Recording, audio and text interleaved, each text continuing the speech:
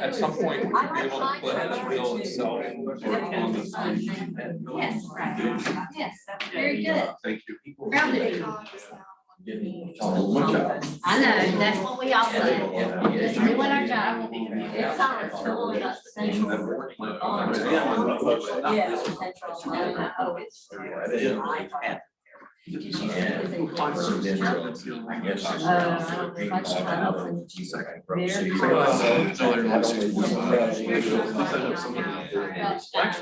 guys. We gotta go. Yeah, I think that's the done.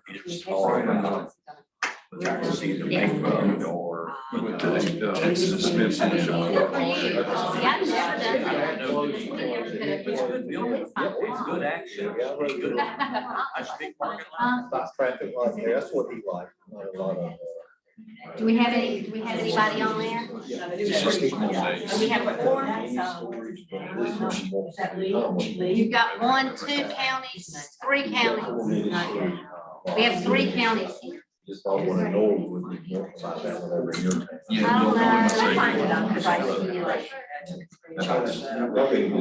I'm just counting counties. That's for the EOEDA, not the executive board. It's just the total. It's just Okay. But are we there?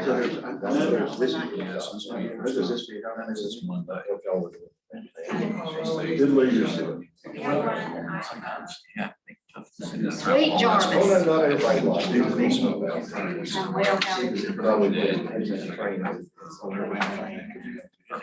I tell you. Is this hitting you hard?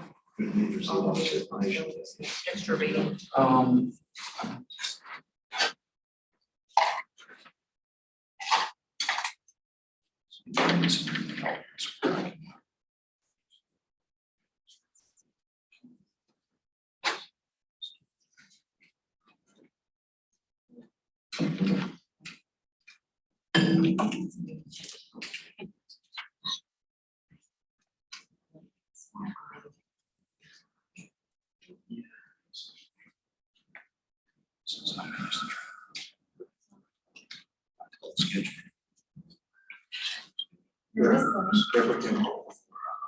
You just got another one on there?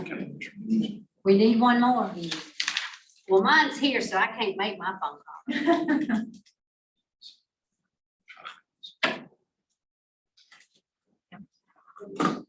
Union County representative. Brian. Let me see if I can find Lynn. Brian. That's the county and you're the town. So Union is here. We know if he. We're just trying to figure out who we can call to get a forum so we can have a Commissioner meeting. Shu is coming. Who lives the closest? Well, they can just jump. She was put on over there. Okay. We're good. We got forum. We do? I had somebody not kind. We're good. Okay, yay. Now, do they have to stay? See, that's fine. Yes. Yeah, don't move. No, them in particular. It does. If they log off, you don't know it. Perfect. We hope they. Oh, we have another face coming in. Yay. Not just a face, a whole person. You put us over the hump. Oh, good. Well, over the finish line. Can we go home?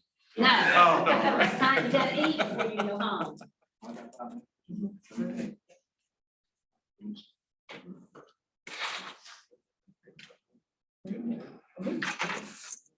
All right, I call to order this meeting of Centralina Regional Council Executive Board. Welcome everyone and our guests. Right, just to note, this meeting is being recorded. On a procedural note, I read this every time, but we don't do it, so let's please do it this time because we have people that have logged on or called in. We've got to do this. Number one, to help our clerk out, and number two, so we know who we're talking to that isn't in this room.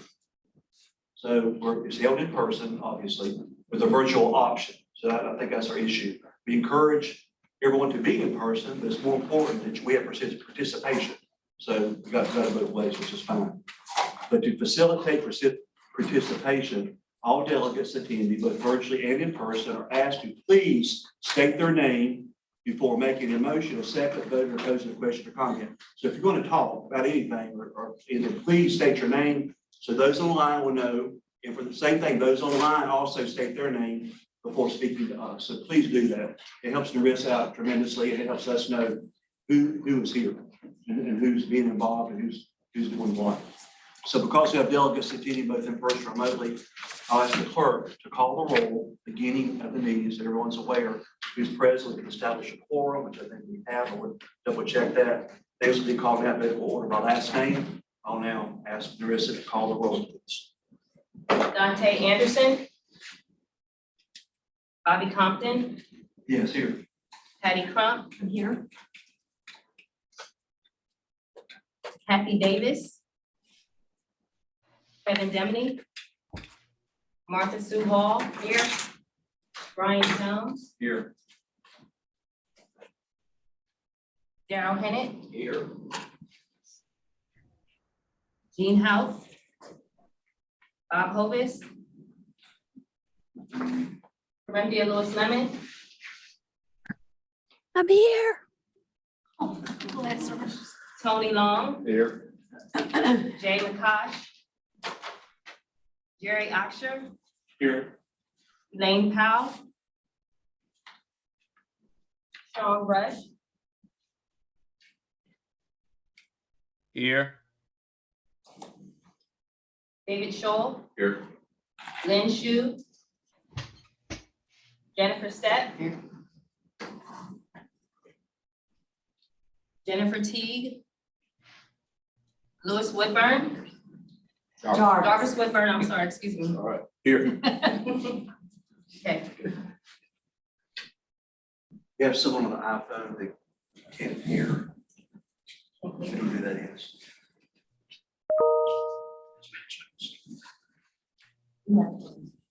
We do have a call. Very good. Very good. Yeah, do we know who that is when it says iPhone?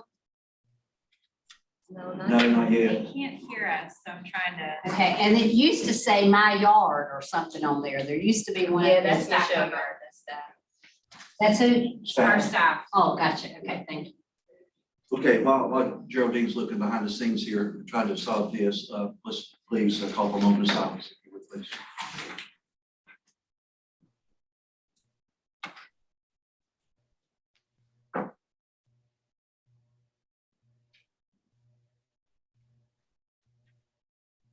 Thank you, everyone. Appreciate that. Thank you. I'll speak a little bit on the consent agenda. Everybody's had a chance to look that over. 1 through 4, approval of the minutes, obviously, from our March 8th executive board meeting. Centralina Economic Development District Board appointments. And they are Danny Chavez from the Charlotte Regional Business Alliance. He's at large. Paige Castrodale, Executive Director of the Cabarrus County Economic Development Corporation from Cabarrus County. And Thomas Puritan, a board member, Anson Economic Development Corporation from Anson County. So those are the ones on our consent agenda on the board appointments. And the third item will be FY 22-23 budget amendments. And the fourth one is the employee compensation adjustment and personnel policy amendments. And on this item, on number 4, I just want to make a note that the FY 24 compensation adjustment proposal was accounted for the FY 24 placeholder budget passed by the Board of Delegates in February. Any questions regarding any consent items? Chair, Sir. this is Commissioner Brian Helms. Yes. I would humbly request that we remove item 4 from the consent agenda for discussion, please.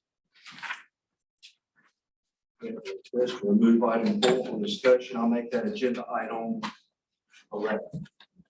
Thank you, sir.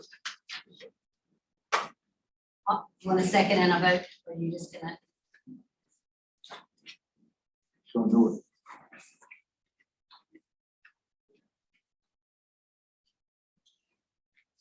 They have a motion to approve the consent agenda except for item 4 in the regular agenda. So moved, Mr. Chairman, Darryl Hennett. Agenda has been a Second. motion, got a second. Martha Sue Hall, second. Martha Sue with a second, all in favor? Aye. Opposed? Opposed, nay. Motion passed, thank you.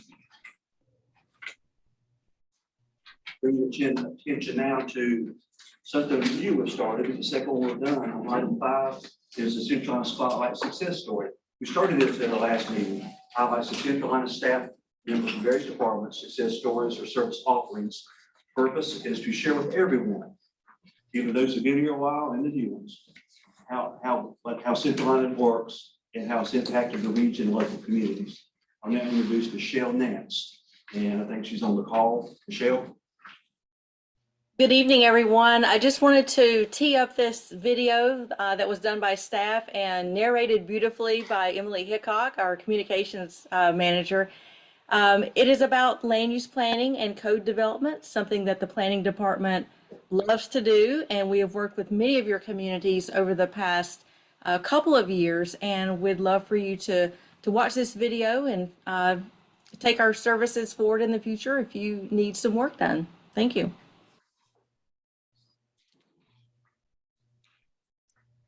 This month, our spotlight is on planning services, specifically updates to plans and codes for 160 compliance, led by our planning department team. Kelly, can you turn the volume?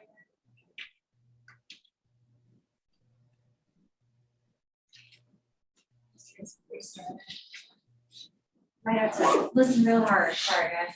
Working on the volume. On planning services, specifically updates to plans and codes for Still can't hear. this month. It's a little low.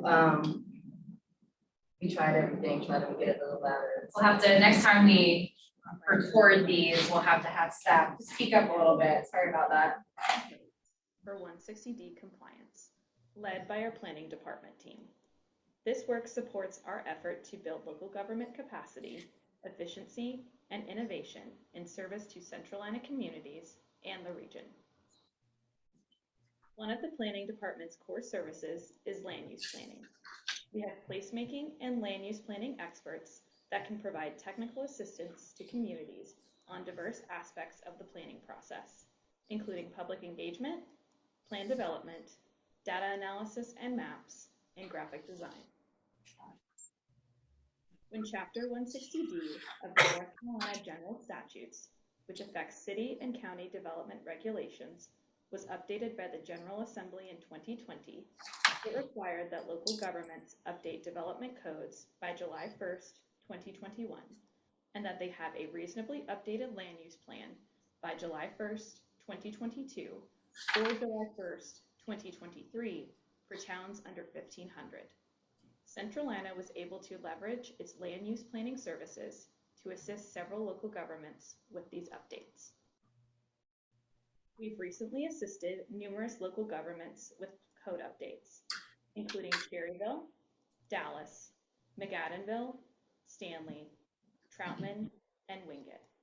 Some of our land use planning clients include Dallas, Stanley, Wingate, Stallings, Anson County, and Stanley County, and we are currently working on plans for New London and Richfield. Starting in 2020, Centralina disseminated information regarding 160D requirements and provided sessions on the impacts of the new legislation. A major issue for many communities was the lack of funding to perform the required updates. Centralina was able to step in and provide an affordable option, an efficient plan development timeline, prioritizing meaningful engagement tailored to each community.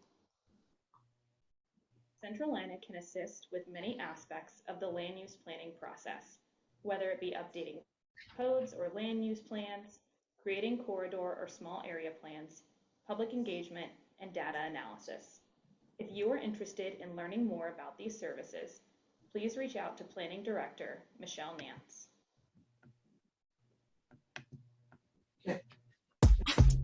Michelle, any questions for Michelle regarding the planning services offered here at Centralina? It's a lot. I mean, shut things that her department's done. Pretty much new for all of us at some point in time. Yes, ma'am. Martha Sue here, just a follow-up. 160D, when we got that first, the first comment that we had to update them back in 2020, was there not a time, didn't that time get extended? Is it? It did. There was a couple years where you could do your code updates, and that time was extended. Then there was a deadline for the plan updates. Right. That deadline stayed firm, but there was an allowance for communities under 1,500 that they did get an extra year. I just knew with COVID in there, that seemed like to me, I remembered something about the extension of time for 160D. But now everyone is to have gotten it done by now. Is that correct? By the end of June. So we're still working with a couple of very small communities that are working on their deadlines. Thank you very much. Anything else from Michelle? And most of us are familiar with her and her staff and the work they do. Thank you, Michelle. Move on now to item 6, the audit.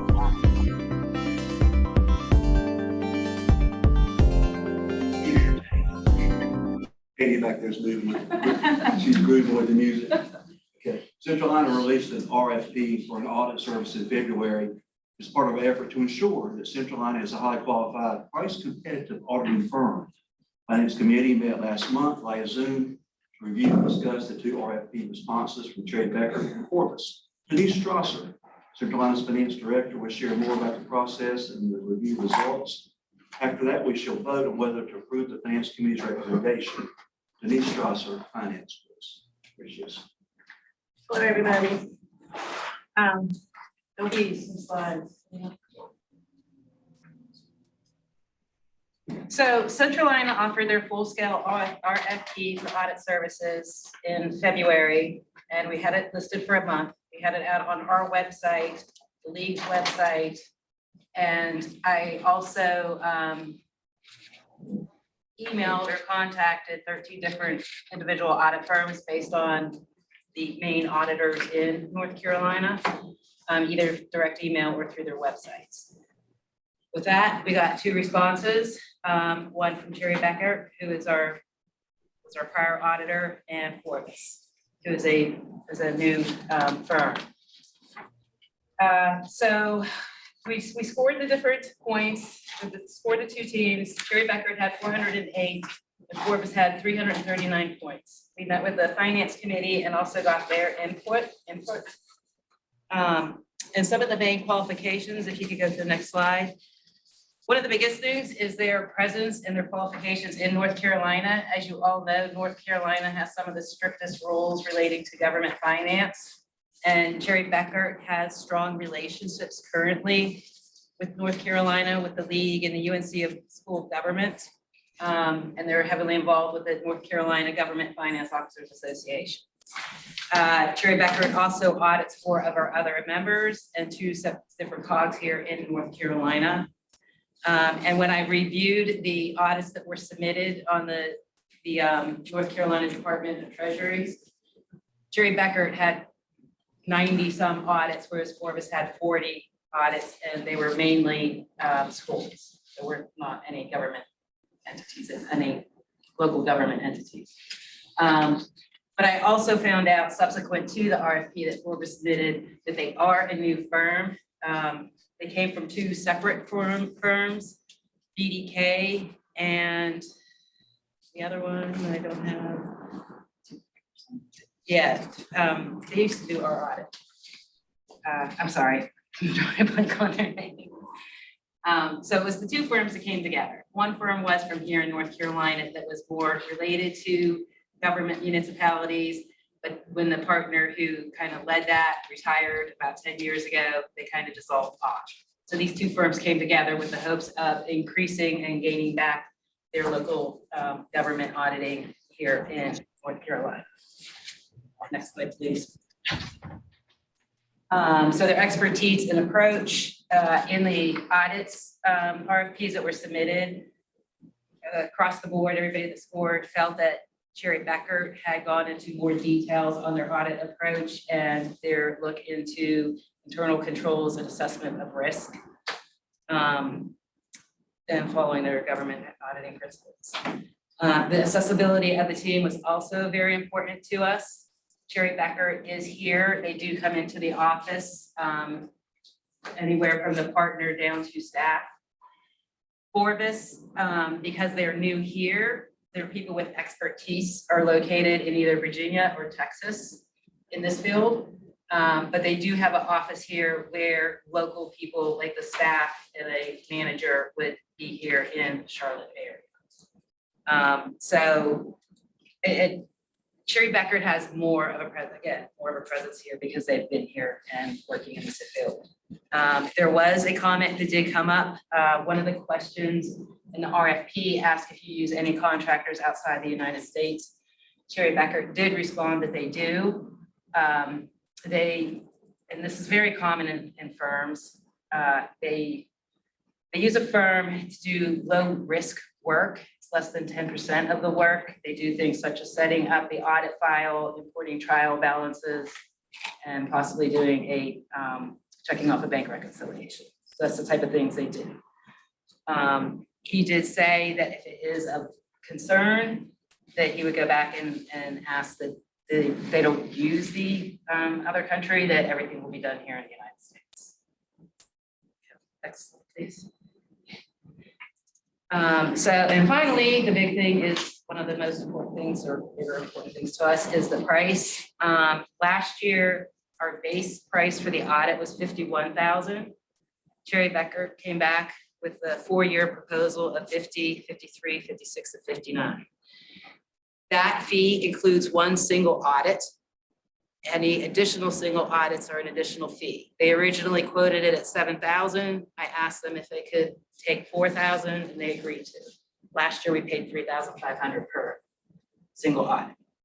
And how many of those? We typically have one or two, typically one because of the block grant every year. Occasionally, we get a second. Last year, because of all the ARPA money and the CARES money that came through, we had 3 single audits. So we had to pay, we actually had 4, we paid for 3. So we paid for 3 single audits at $3,500. Sorry, can I ask a question? If we could go back to the contractors outside the US for just a second, do you know what countries would be utilized there? Yes, it is in the RFP. It's, I believe, in India.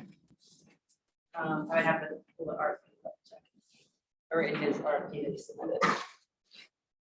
And I can pull that if you guys want. Forvis fees, they came in much higher. And I went back and talked to him and they went through and requoted it at the rates up here, 60,800, 63, and 65,000. Those fees do include single audits, whether it's 1 or 3. Does anybody have any questions on that so far? Next slide, please. So here's the questions. Anybody got questions on any of it? So, Martha Sue, questions, Mr. Chair. Finance Committee is made up of, who is on that right now? All the chair members. So it was the treasurer, the chair, vice chair, and secretary. So the officers. Yes, the officers. Okay. And I may have seen this, but I can't see across there. That's the crazy part. Is it 3 years? Well, is this a potential? It's a potential 4-year. It's at Potential least 4 3 years. Okay. It's recommended that you go 5 years. So, and then the last question is, and I didn't hear it, it may have been there, but I did not hear it. Will the principal change every year? Or is that a question that was within the RFP? So the way that works to keep independence in the firm, the partner on the audit has to switch out every 6 years. So Dan, who is the person that we have worked with, was, when the first year I started, he was a manager on the job, not a partner.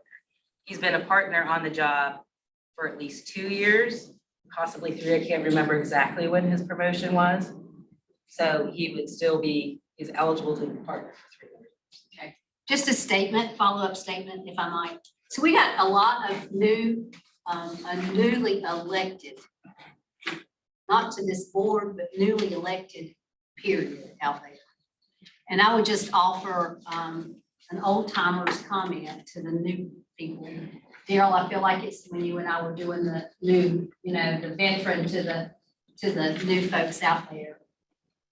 And I have to say this every time for me as much as I do for everybody else.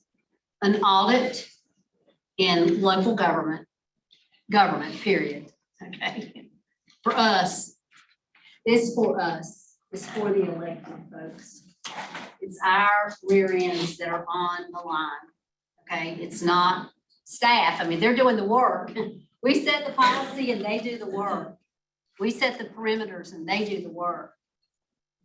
We need to feel comfortable. We need to feel comfortable with who is going to be doing our audit. And I looked at Jarvis whenever you made the comment that you sent it out to 13 or 30 or ever how many you got back to. I remember the time you'd send it out to 13 or 30 and get 13 or 30.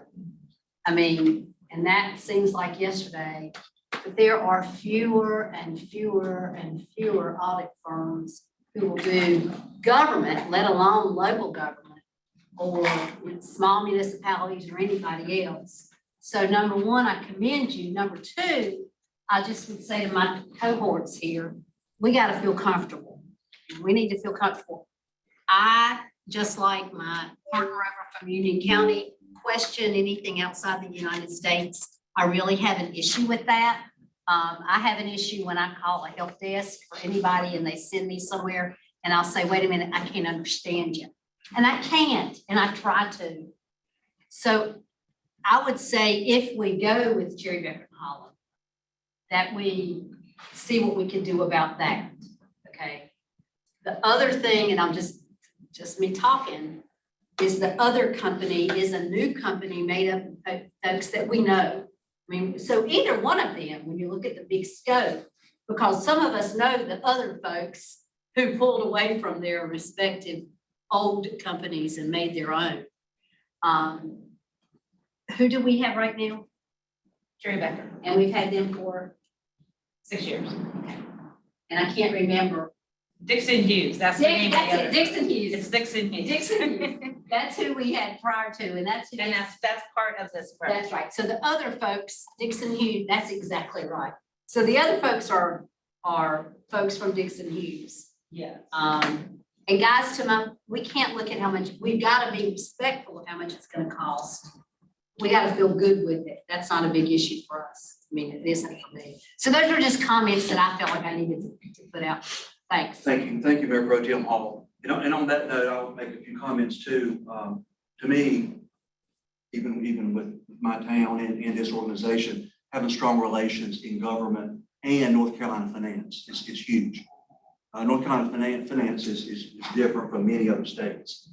So Jerry Becker is very familiar with that. In the years they've been doing that and what they've done here at Centralina. There's a history here. The hours that were mentioned is only 300 hours for Jerry Becker versus 500 for four of us. There's a couple other colleagues in the state that use Jerry Becker. So they're familiar with how in Centralina Council of Governments or Centralina Regional Council, whatever the name may be, operate. And I've had personal dealings with Jerry Becker because I have personal interviews with them regarding fraud interviews regarding Centralina and their activities and practices here. And I've never done that with in another organization regarding Centralina. So I just want to throw that out there as being on the call on the part of the finance committee and what I do is I've had with Jerry Becker and talk with them personally. Anyone else? Or other comments? Yes, sir. Helms. Yes, sir. Brian Helms, Union County. So to Martha Sue's point, you're exactly right, Martha Sue. I do have concern over the non-domestic contractors that you mentioned, whether it's from India or anywhere else for that matter. My personal opinion is that we should keep this all domestic. Thank you, Commissioner Helms. Anyone else? And just to clarify, Denise, they were amenable to removing that from their proposal if they wanted to go in that direction. Yeah, and I think that if we do, then we should definitely explore that. Can we include that in the motion? Sure. Thank you. I placed the motion on the table, then if you're ready for one. Can I just say something, Okay. just to be completely clear, or I mean, so you know exactly what will happen. I'll ask him, but it might put the fee up a tiny, maybe $1,000 or so, because they're gonna incur more cost to do it in the US than outside the US.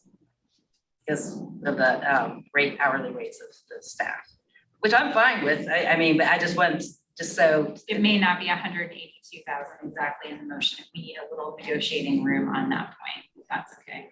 And I think we also need to discuss whether we do a 3-year or 4-year contract as well. Marissa, can you pull back the where they are comparing both, if you'll just pull that back?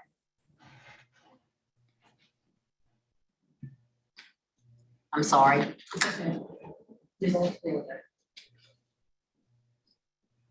I just placed on the table, Chairman Compton, that we enter into an agreement for 3 years with Jerry Becker for not to exceed, I'll say $200,000.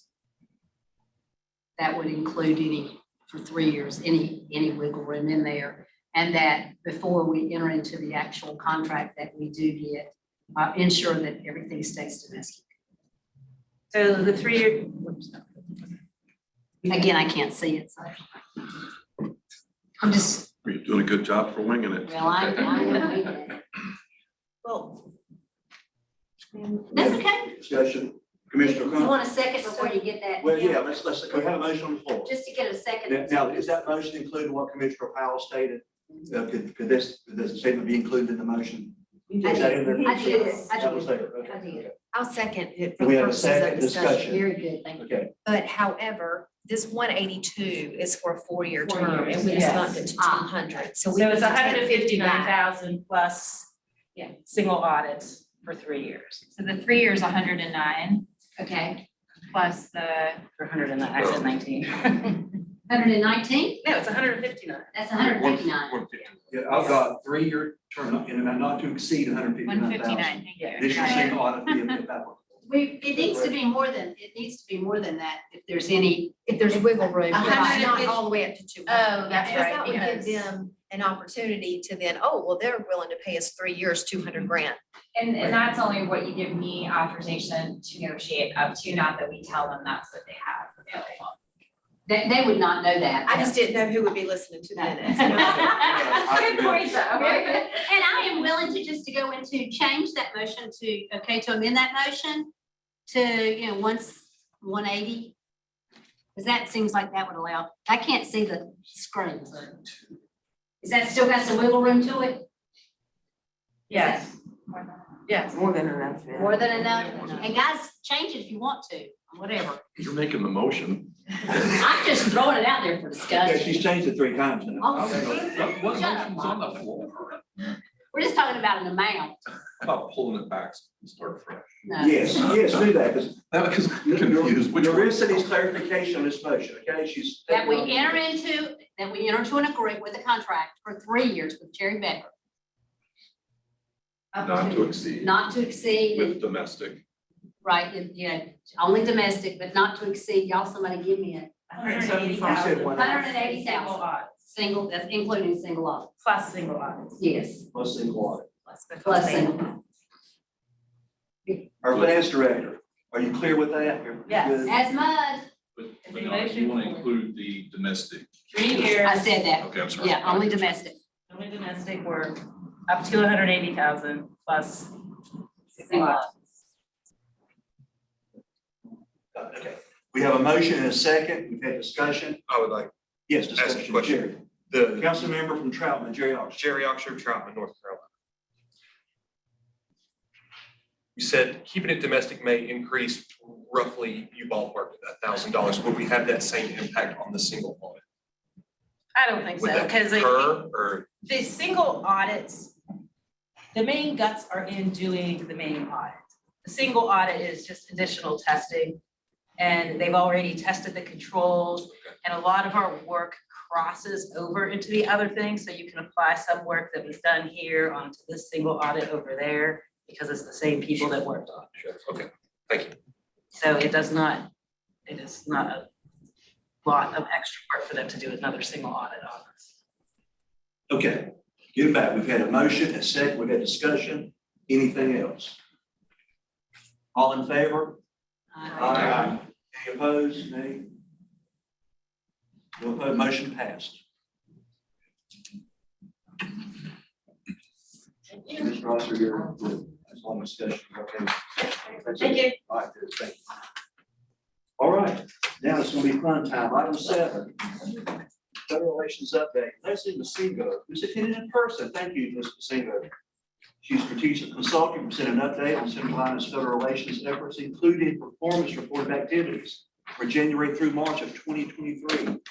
This is different. She's gonna throw something up on the screen for us. And You we better do, look we at have a slide. Leslie is- We're also gonna go in a different order, and I'm gonna try to be very short to get y'all back on schedule. Again, my name is Leslie Masinga. I'm the owner and CEO of Strategics Consulting. And I first wanted to introduce myself to everyone because not everyone knows what we do in terms of Strategics Consulting on behalf of Centralina, because I know we've got some new board members. So very briefly, as we have, up on the screen, I just wanted to introduce myself. I've got over 30 years of experience, specifically in working for local governments on the federal level. You do have someone who does state level work, and I'm the person at the federal level. We are truly bipartisan. Your delegation regionally is bipartisan. North Carolina delegation is bipartisan, and we approach everyone the same. Your issues in Centralina really are not partisan issues. It's all about serving the public. So we work with everybody and approach everything from a truly bipartisan fashion. The work that we do is focus really heavily on grants.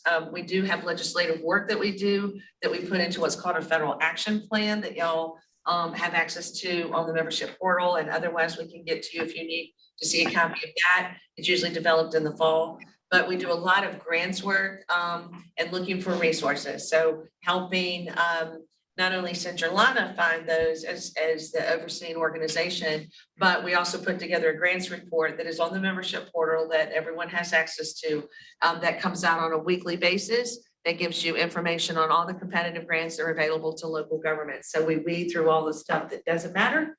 And maybe it's just for Western states or otherwise, and we put it down to things that are truly eligible for local governments. And those are posted, like I said, every Thursday. So in addition to that, we do scheduling with members of Congress and their staff. In fact, Geraldine and I'm your executive director, just met today with Congressman McHenry's staff. So we're making our rounds, reintroducing the federal action plan and some of the other priorities for Centralina during this first session of Congress. We will be setting up meetings with the members of Congress themselves.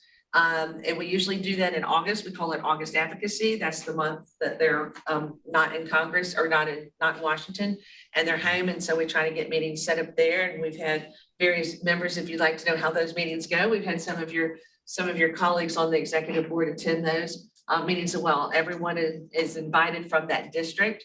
And so you'll be seeing notices on that coming out very soon. The last thing I want to mention in that is we also provide troubleshooting. So if you've got a federal question and you're not really sure what direction to go in and maybe who to talk to and things of that nature, you're welcome to call us to seek some advice. Your vice chair one time was having a meeting with a member of Congress and called and said, hey, what do you know about this person? You can kind of give me some background material. So I know who I'm talking to. I know a little bit more about them. So, and sometimes it's about getting things unstuck that might be stuck. So anyway, it's all things, troubleshooting. You can call me directly. You can write Geraldine. You can contact Kelly, whatever works best for you.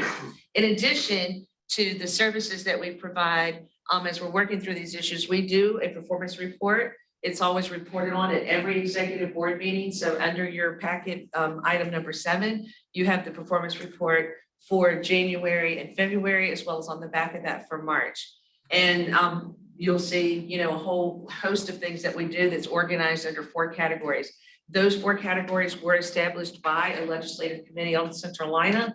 And so we follow the guidelines of what your executive board gave us in terms of what you want reported on and what is most important to you. So those are how those reports are organized. And again, I attend either in person or virtually all executive board meetings to provide that report and sometimes an update on what's going on in Washington DC, time permitting. The big update that I want to give today is we have asked, as we've been working through legislation each year, we need language. We've been seeking language and getting language that allows an equal playing field for the regional council for Centralina to apply for competitive grants anytime a local government can apply. This is really particularly important for the smaller communities that often need someone to sort of help put applications together for the region. And so in order, not all agencies recognize Centralina as a local government unit. And so we just make sure that there's that opportunity for a level playing field. One of the chief champions of that, both when he was a congressman and now as a senator, is Senator Ted Budd. We are also in the process of asking the senators to come speak to y'all one night and have sort of an open dialogue, not only to tell you what they're working on, but to take questions from you. We were hoping to get Senator Budd tonight. He had a conflict, couldn't make it. So instead he has to send a recorded message, and Norris is going to play that for you now.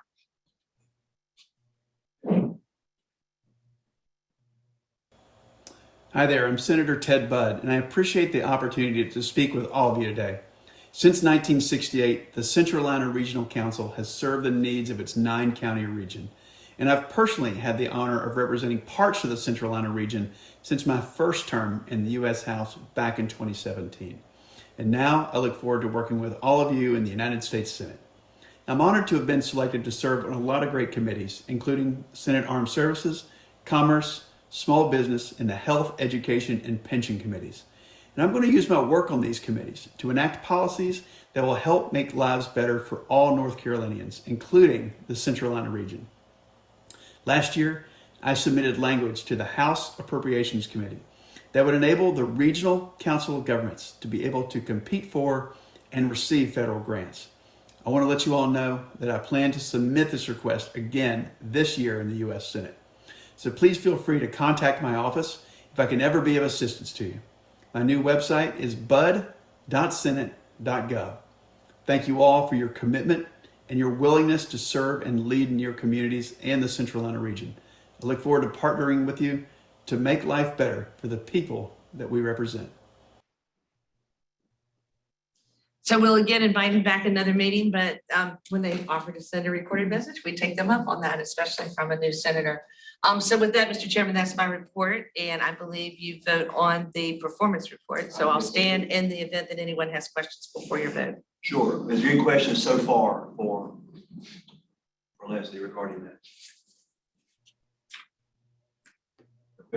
It's good that she's here in person. I won't say it's a rarity, but she does pop in occasionally, but no, we usually hear her voice. And she talked, usually in the past, she talks so fast. But here she slowed it down. She told me when she walked in the building, I'm gonna talk slower. So everybody. And I said I wasn't gonna cover as much. Did you see how I adjusted? That was good. Yeah. Ms. Mazinga, thank you. Any further questions? Otherwise we'll. And I will stick around should anybody have questions after. Oh, perfect. Yeah. Perfect. Okay. So we just need a motion to accept the strategic consulting performance report. All in favor? Yes, So moved. Second. Wait, What I do? can you say your name for the record? Jennifer Step, City Gaston. Joel Stallings. Have a motion and a second. Any discussion? All in favor? Aye. Motion passed. Thank you. Thank you again, Leslie. Okay, agenda item number 8, Centralina tax status documentation discussion. I'll call on Geraldine Gardner. Thank you, Mr. Chairman. Good evening, everyone. Nurse, you can go to the next slide. And one more for me. So a rather unusual item to share with you all this evening, but I felt it prudent to get the board's input on a situation that we became aware of. We changed our name from Centralina Council of Governments to Centralina Regional Council.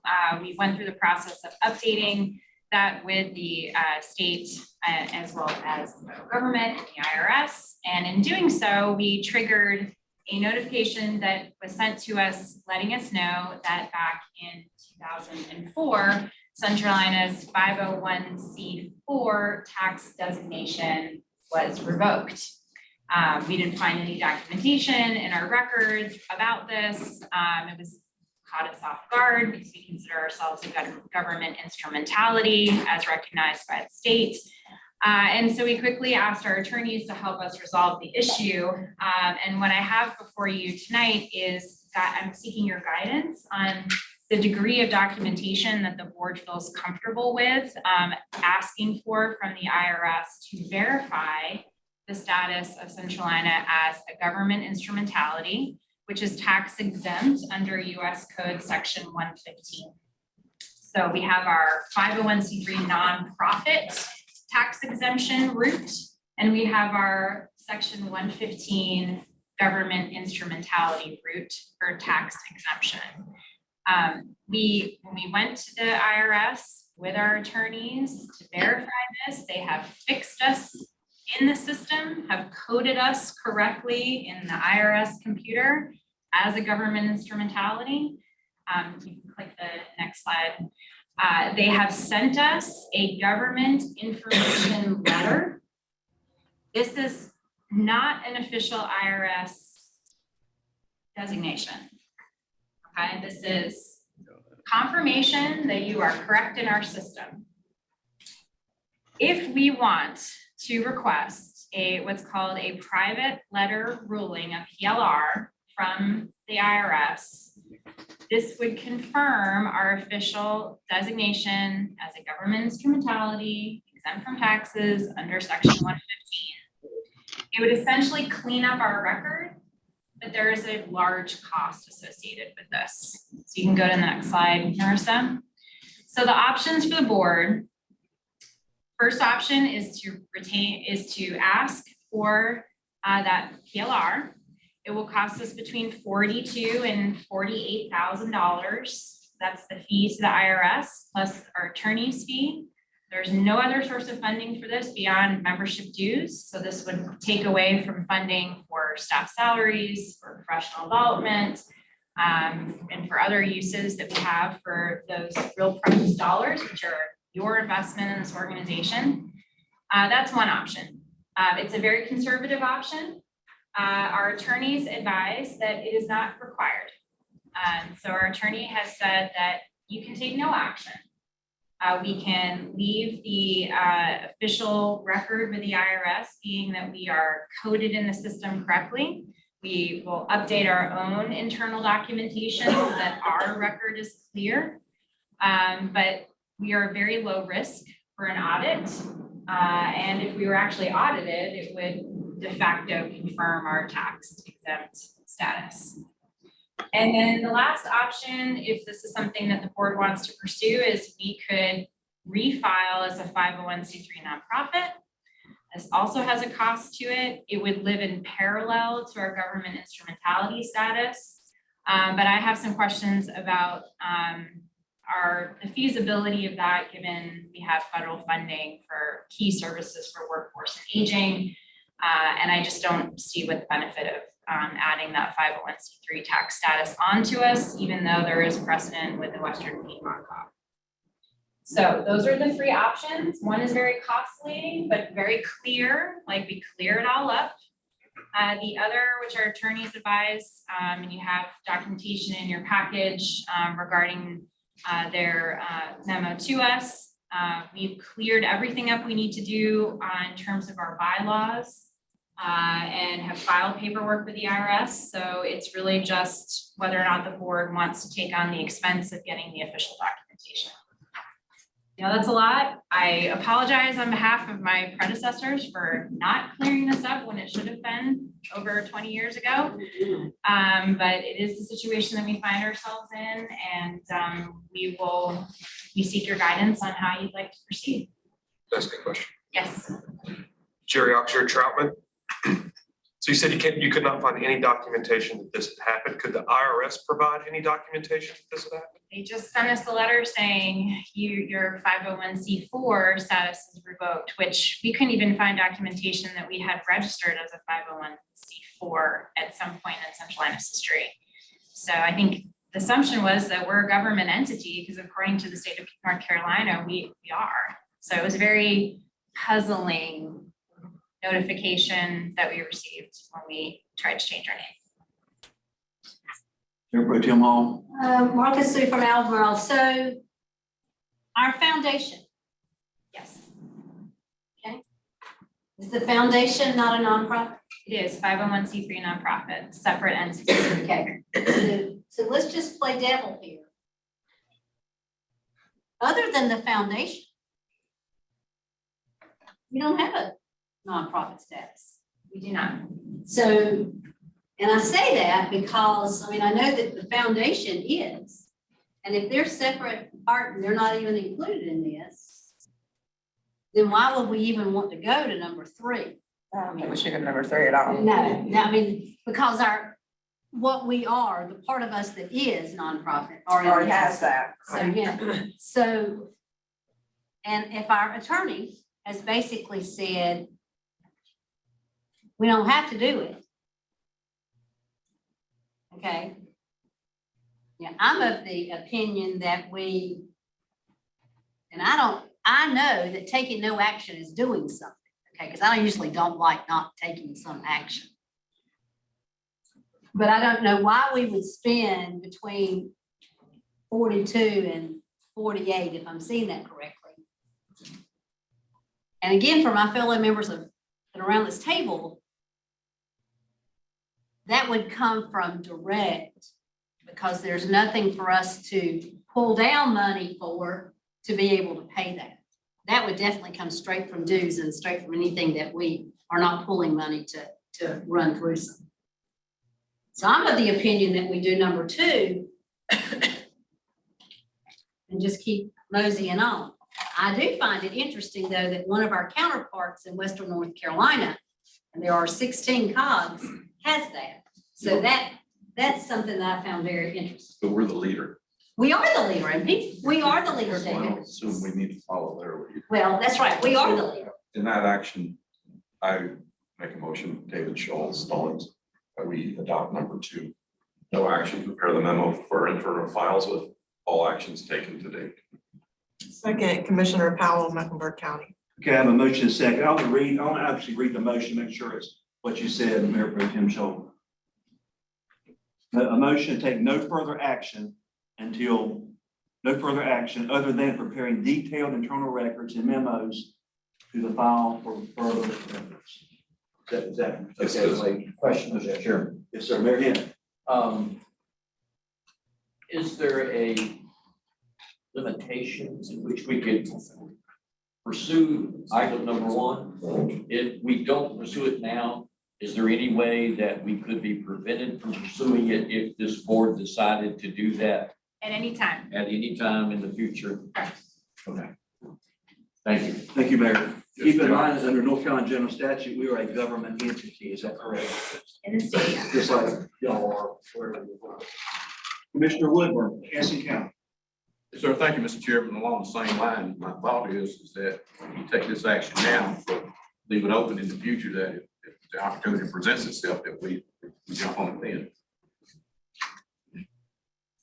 Any other discussion? Have a motion and a second? All in favor?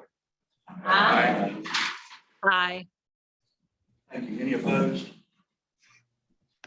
No opposed? Motion passes. Thanks. We good enough? Let me, I'm scratching my head during this whole thing. And in gender briefing, I'm thinking, I don't have a clue. You know, I had to read up on some stuff and here's some explanations here about this. Really crazy. Okay, item number 9. If you walk up to the front, broadband and digital inclusion update. Christina, our economic development director, to give an update on the band NC grant. Thank you. Hi, everybody. Hi, board members. Welcome tonight. Welcome to those who are on the Zoom meeting. We do see you up here. So I'm Christina Dennis. I'm the Director of Community Economic Development, and I'm going to take you through an opportunity that was offered to the Centralina team to take on to improve our broadband and digital inclusion throughout the 9-county region.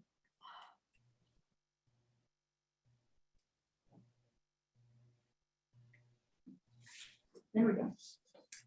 Okay. I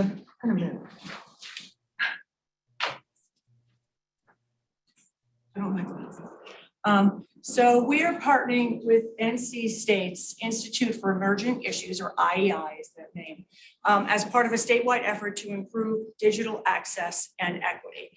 And this is an effort that the NC Department of Information Technology took up and awarded to NC State's IEI Institute to implement 100 county plans that include digital inclusion plans across the state.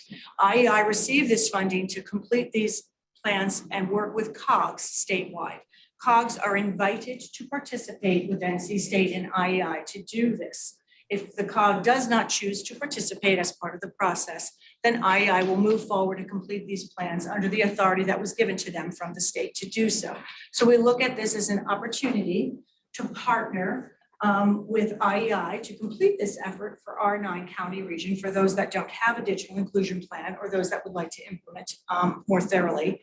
And we also think it's an opportunity for us to take control of the digital inclusion plan process and have real on the ground telltale signs of what is needed throughout the region versus having the wonderful people from NC State IEI do it for us. And so that's the beginning of why we're here and why we're talking about it. So we are the second cohort that is coming through. There's been a round of COGs that have come through this first cohort that have tried and tested the methodology and the plan dynamics and the approaches to get there and work with NC State IEI and NCDIT to get there. So we're in the second cohort that's coming up. So this is an opportunity that was presented to us. We chose to represent our counties in this way so that we could reflect and work with you all and ensure success that reflected the grassroots conditions of our region.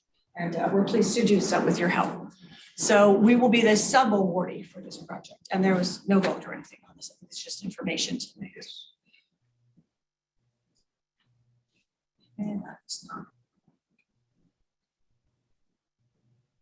So what is digital inclusion?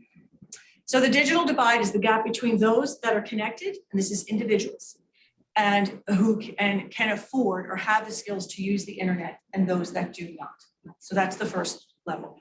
The equity is to when those individuals who cannot overcome that divide and communities benefit from that access, and as a result experience increased prosperity and economic mobility. So we see this as an opportunity for us, prosperity and economic mobility for communities and individuals.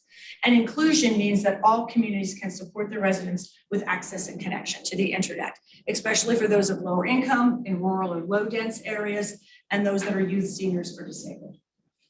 And the literacy associated is the ability to understand how to access and use the internet and everyday functions and professional growth.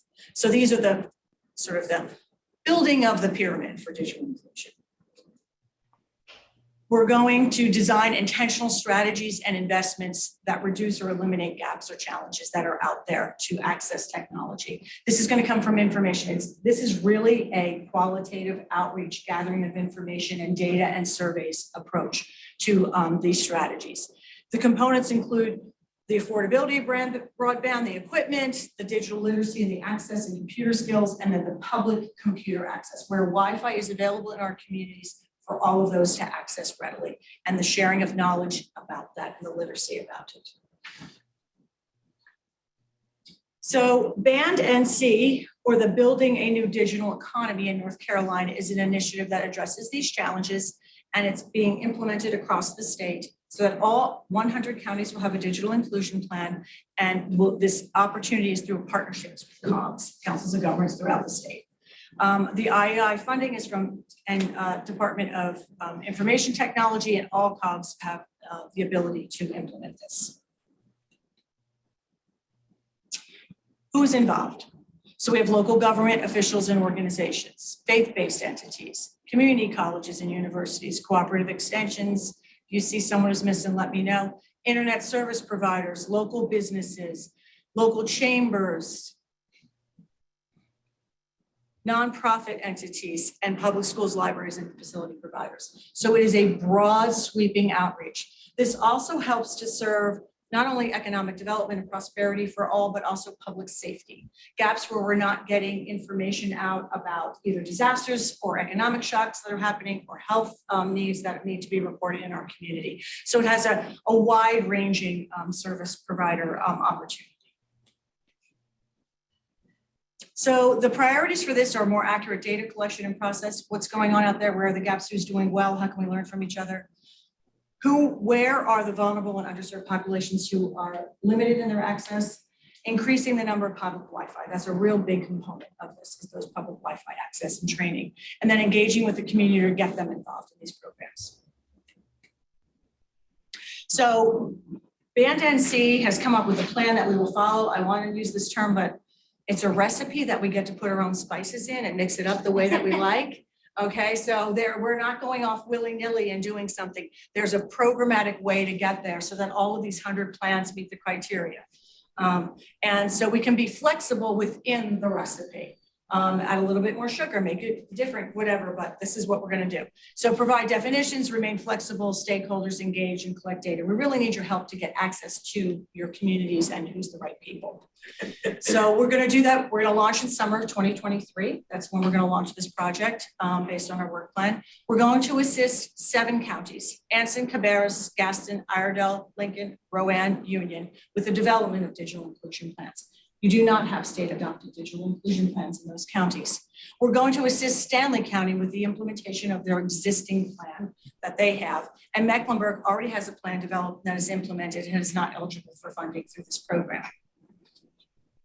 You count, Martha Stewart, did I get it right? I'm counting. I'm sorry. You know, you say your eyes aren't that good. I think you, That's larger. whatever your vitamin you're taking, share. That large print. Establish digital inclusion plans and regional working groups and a web-based repository for approved plans. One of the things that we found and was learned from the first cohort, that these plans go off and live in places that people don't know where they're at, where are they available.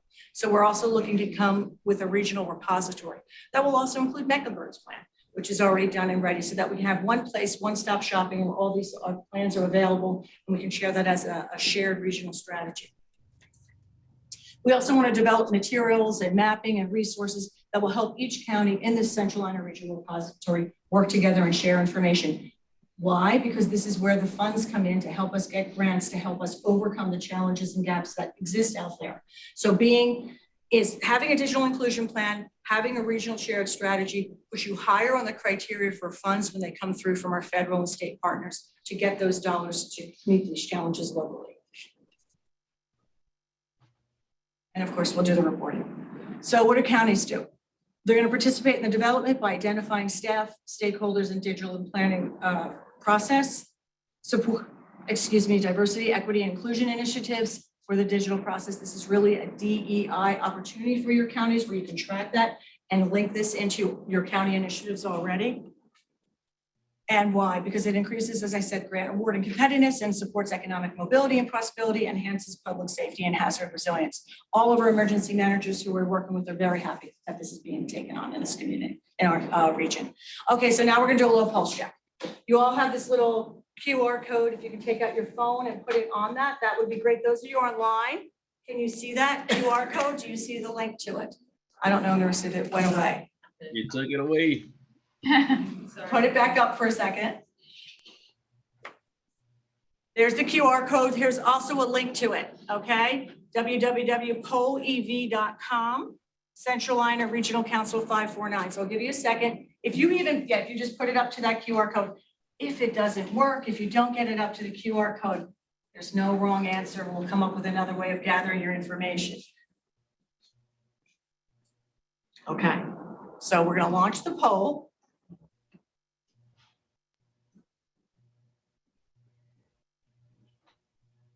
Okay, so are you aware of a digital inclusion plan for your community? So right now we have about 75% who answered no, and there we go, we're moving, more people are coming in. Okay, so we'd say the majority do not, which makes sense. This means that our poll is working based upon what we know to be true. So this is evidence-based data right here. Okay, next question. Are you a recipient of any prior ongoing diversity, equity, or inclusion or digital inclusion project grant funding?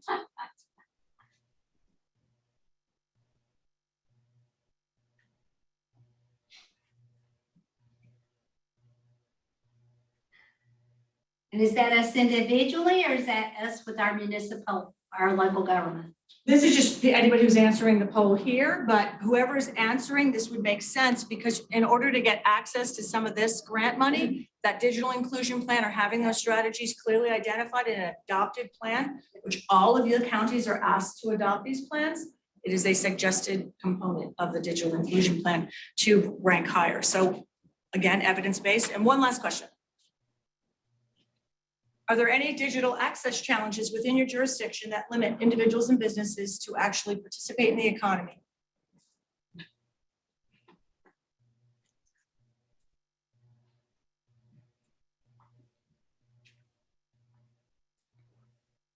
Well, pretty much, this is interesting. So we have these gaps, but yet we have opportunities that we either don't know or we've overcome locally in some instances in maybe downtown areas or connection areas.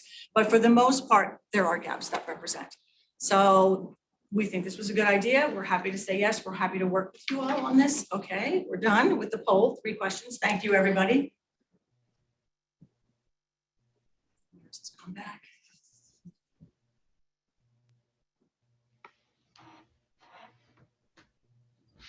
Okay, so we went through that. Any questions? Does anybody have any questions about what a digital inclusion plan is? How do you participate? Anything that I've confused you about? Any questions for Christina? Yes. Clarify, there was a question, Patty Crump, Commissioner, Stanley County. That you said something about ranking higher with DEI. Can you explain a little bit more about? So when grants come out that have a digital equity and inclusion criteria, which if you haven't seen, every state and federal grant has that right now. You can list having a digital equity inclusion plan as a component of your DEI, and that will score you higher in a competitive competition against others who are looking at that. So grant competitiveness. I'm sorry, Daryl, when you listed assist and you had several counties listed in that assist range, give me some idea of what you mean by assist. We're going to assist you to develop that plan, okay? And we're going to work with your stakeholders that you identify. Do you know what assist means? Yes, we're doing 80% and 90% of the work, and we just need you to help us connect with the people to make that happen. Okay. Okay. And again, to follow up to that, Martha, so just to follow up to that, Daryl, it's not just counties. It's throughout the county. It's throughout the county, but so this is not, for instance, Department of Social Services is a county. Everything is done through the county. This is actually, the cities and towns would have some. This is down to the neighborhood. This is down to a house, whether it can connect or not, afford to connect or not. Gotcha. This is down to a library. This is down to a school. Gotcha. This is down to a park that either does or does not have a Wi-Fi connection available to it. So that's the reason on that one sheet, when you had all of those different entities out there that you were trying to involve. So, go ahead. I was gonna say, Dante Anderson, City of Charlotte has a question. She's talking or online. Thank you. Thank you. My question is, and I'm fully aware of our plan here in Mecklenburg County, but for this program, will it also include hardware as well? You know, laptops, tablets, smartphones as a part of the connectivity opportunity? That's a great question. Yes, it'll include recognition of where they are available to the public, particularly those vulnerable populations, to be shared and accessible. It will not provide them. There is no money for a laptop. There is no money for the computer. It looks at a record of where they exist, how many exist, and who they're available for, and what are the opportunities and challenges of that information in your community. But it doesn't provide you with any capital for buying digital software, computers, Wi-Fi, or anything. It is an exercise in mapping and looking at opportunities and challenges that exist in all of your communities, so that when that funding becomes available through other grants, you have the challenges and opportunities mapped and will assist you in getting those funds. Excellent. Okay, that's great because the connectivity is that two-pronged approach, right? Is the Correct. access to high-speed internet, but also the device to actually do so. So I'm glad we're capturing this information. Thank you. Thank you, thank you. Thank you. Any further questions? Wow. I do have Yes, one. You sir. said you're launching in this Jerry Oxford Troutman. You're launching this summer. Mhm. Is there, what kind of timeline? I'm are you thinking, we're looking thinking at? it's gonna be in our fiscal year of the summer, so it starts July 1 is where that timeframe will be. And we will do an outreach to all of you to create that stakeholder. What we really need is for you to tell someone in your county or in your communities, this matters, I would like you to participate. The COG's reaching out, clear your calendar, give them access, it matters to us. If it can come from a letter from the commissioners that they adopt and say, we support this effort and the activities that Centralina is taking, please make your staff available. Please assist them in getting access to the data. Please share the surveys. Please participate in the focus groups. Please give them access to our GIS department for mapping. Those are the kind of things that we need. We can't do, but we can make it happen when they give us the data. Okay? Penny, Yes. Mr. Chair, part of the reason why we wanted to bring this to you now, even though it's April and we're starting this work in July, is to make sure we're connecting early so that we can build those relationships, talk locally about your individual needs, concerns, so that when the process starts in January, in July, we're moving forward. Mayor Pro Tem Hall. So follow up to that. So at the meeting on May the 10th, whatever day, might it be appropriate? Because hopefully at that meeting, which again will be the entire delegation meeting, might it be appropriate to have a skeleton or a template of a resolution that COG presents or gives to all of the delegation to say that's inclusive of that language, that will make it easy to understand and to our fellow elected members what it is we're asking. I think that would be good because what it does is it, even for those folks that don't get here in May, maybe then that is sent out to the managers the day after saying, can you do this? This is what's going on. So that's a to-do for you all, but I think that would just get the word out and make it very, clear. Yes, Madam President, that's a very great idea. And the recipe, well, I'm calling the recipe, but the plan itself does have some templates that help you through it. And this would be great for the COG to take that on and do that. So that's Right, great. and if we did that in May, then if they could do it in May or the first meeting in June, then it would be ready for you all when we roll it out in July. Did I read your mind? Jarvis, we've been around to teach us. All right, thank you. Any further questions for Christina? I want to say, Christina, the job she does here, she would be good for a success story at a future meeting with her economic director, development stuff that she does and everything she's involved with. You heard her speak and she's sharp. I mean, she's got a lot of things going on. She'll be good success story one of these days at a future meeting. Thank you, Christina. Oh, thank you. Okay, that was to be received as information. Well, that's some good information. So you'll appreciate everybody's questions on that, especially Charlotte City Council. City of Charlotte's involved with this very heavily too. So thank you. We'll now move to item 10, U.S. Aging and Disability Vaccination Collaboration Vaccine Grant Award Revisit. At our March Executive Board meeting, we discussed the U.S. Aging Vaccine Grant opportunity for the Aging Department, which included education, outreach, and resources for various vaccines, but focused more heavily on COVID-19. The board voted against the grant as presented. However, the board did approve a motion to instruct staff to determine if the grantor would allow for a limited scope of education and outreach activities for shingles and influenza vaccine. This request was agreeable to U.S. Aging with the modified scope of work included in your board packet. I appreciated the constructive discussion at last month's meeting and the board's willingness to support a revised scope. This is especially critical because education and outreach to older adults on a range of critical issues is an essential function of the area agency on aging. We're talking 9 counties and over 3 million people, so it's a lot. So please note all references to COVID, vaccines, outreach, education have been removed from the grant. The focus will be on education, training, and outreach for influenza and shingles. And the work under this grant is done in partnership with our county health departments and area nonprofits. The grant amount has not changed, thank goodness. At this time, I'd like to call on Linda Miller, Director of Area Agency on Aging, who will give an update on the amendments to the Yes Aging Grant.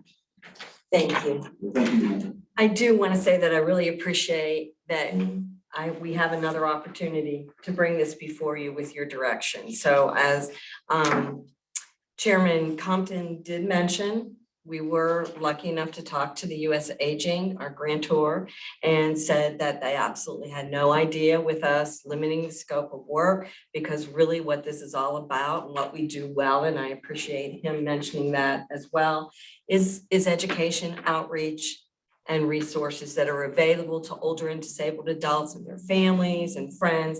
And then they take this information and they make their own decisions. So they have not adjusted the amount. And if you had a chance to look through the scope of work, it does say in bright yellow across the top that it's been amended and all those references have been taken out. Geraldine and I worked on that together and that was agreeable. So I'm here to answer any further questions that you may have. So let me hear real quick regarding the date, because I've got our last meeting information here. And it states, which I didn't see this time unless I missed it, the funding period begins upon contract authorization and ends on April 15th, 2024. Is that still the same? Yes. Okay, sorry, thank you. Mayor Pro Tem Hall. I just would place on the table a motion to accept what's before us as amended. So move. I have a motion and a second. Any discussion? Yeah, I'd like to make a comment. Commissioner Helms. Commissioner Brian Helms, Union County. I guess for me, I've got a question, and that would be, as you all know, I was one of the ones that was outspoken against this item at our last meeting. My question is this: is that this is an amended scope of work for a federal grant, correct? So we're accepting federal money for this program. Is that correct? It is federal money that was given to a collaborative. Okay. And then they're dispensing the funds to an assortment of nonprofits, government agencies, whatever. It is not running through our typical federal funding sources through the Administration on Community Living or the Division of Health and Human Services or the Division of Aging and Adult Services. Okay, so with this amendment, can we guarantee that not a single cent of this will be going towards COVID-19 vaccinations? Of the money that we take? Of the $295,000 plus dollars? Absolutely. Okay, and none of that money would be also put towards education programs and the other things that were outlined in our previous meeting in our agenda packet? I believe that the amended scope of work accounts for all of that adjustment. It does, but then again, in our last meeting, we also had a scope of work that we went through in our agenda packet that did not include shingles vaccinations and also flu vaccines. So I guess for me, I'm going to be voting against the motion. And the reason why I'm going to vote against this motion is because I have significant questions. This is still the same grant. And I would question how it is that we're able to dissect this grant and essentially eliminate a big portion of what was discussed at the last meeting and then focus in on just influenza and shingles vaccinations. We still have an issue here with the elderly and informed consent with vaccines. So let's not forget that. Vaccines are not without risk. So no matter what it is, vaccinations do pose a risk to our elderly folks as well as any other mature adult. The influenza vaccine, as I understand, that could have mRNA technology perhaps, at least is coming from what I understand as well. I stand opposed to that. I stand opposed to the fact that we're going to have providers going into elderly homes and potentially nursing homes. And I question whether or not these individuals have the cognitive ability to understand what is going on with this program. For my opinion and my vote, I'll be voting against the motion. Thank you, Commissioner Helms. Hang on a second. Back to Mayor Pro Tem Hall, I just want to say, I've got last month's here and it does mention influenza. So all we're doing is omitting COVID and it does mention influenza. Right. Perfect. Right, Helms Union County. I just want to clarify that. Thank you, Chairman. You are correct. I stand corrected. It does mention influenza, but there was no mention of shingles. Correct, that is correct. Didn't I mention that we have included that? We're talking over $250,000 of free money coming to us. And it's not gonna be forced on anyone. We're not forcing it on, or whoever is implemented, it's not forced on anyone. Mayor Pro Tem Hall. Just a question, and I appreciate Brian's comments, but I would ask, is this something we take into nursing homes? Oh, no. I didn't think so. And I Oh, just, no. I wanted to make sure that, because that's a whole No. different, okay. Just wanted to No, make there's sure. that's a whole nother That's what I thought. issue. and Okay, a I whole just, nother- whenever No, he this- mentioned that, I thought, did I miss something? No, this is not any outreach to long-term care That's what I facilities thought. or their staff Right. in any way, shape or form. And we would not go into any hospital system. We would, as we have in years and years past, use your health departments Right. through your counties as partners. And if there was any way that we could partner or collaborate or what they see in your community, we look forward to that, would like to do that. But no, not in any way, purely what we do best. And I think we mentioned last meeting as well, is really, and mandated to do, is education, outreach, resources provided to older and disabled adults, their families and so forth. Mr. Chair, Mayor Henry. I move that we approve the U.S. Aging and Disability Vaccination Collaboration Vaccine Grant Award in the amount of $295,750 with amended grant activities and scope of work for influenza and shingles vaccines only. Mayor Hennett has read the motion that was in your packet. That's the clerk. Motion. And I think I heard Mayor Pro Tem Sean Rush with a second, is that correct? Yes, Mayor Pro Tem Rushy Spencer, so moved. A motion and a second. Any further discussion? All in favor? Aye. Aye. We need a roll I call. do not need a roll call. Just give me a second. Hands up on the nay. I see 5 hands. Anybody calling in? Dante Anderson has a question, or is that a hand up? I was raising my hand in the affirmation of this motion. Thank you.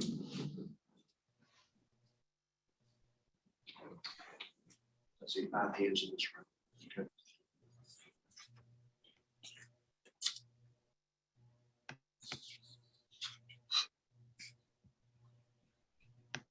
Our clerk's checking the roll here.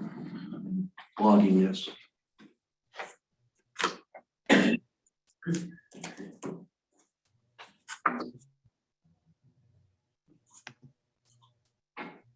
What's the final vote?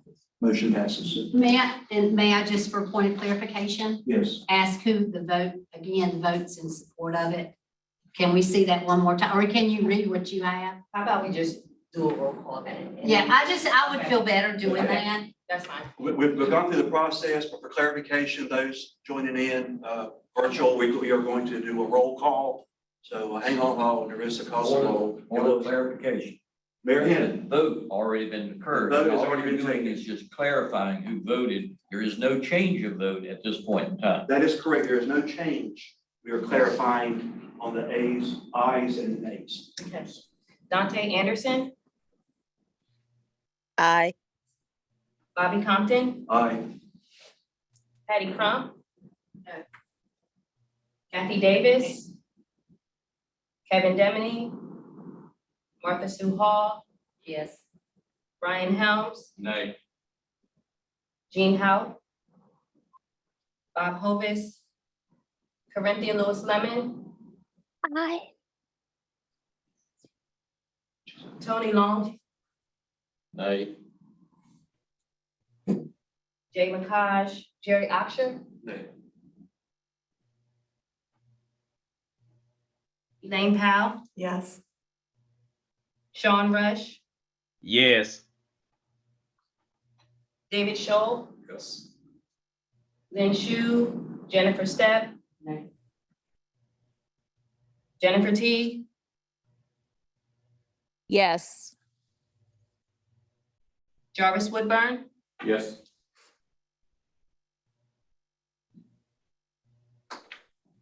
You didn't, we didn't call my name, but I made the motion, so Yes. I guess you're counting me as the first. Okay. Yes.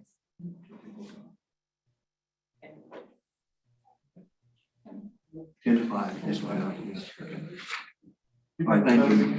Thank Okay, you. now, we are, thank you, Linda Miller and aging.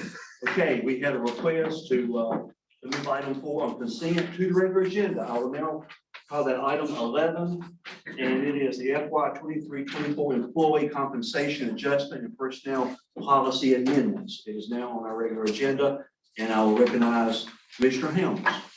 Thank you, Mr. Chair. Brian Helms, Union County. I asked for this item to be pulled from consent so that we could discuss a portion of it. So it was the policy amendment portion on page 36 of our agenda packet. So on page 36, what we have is we have Title 6 compliance. So this would be section 3, policy statement, notice of non-discrimination. So as I look through our agenda packet, and I've read this previously, I felt as though some of this language was redundant. So we've got certain information here throughout this document regarding equal opportunity, commitment to diversity, and complaint procedures. So that's section 1. Then we've got section 2, commitment to diversity and inclusion.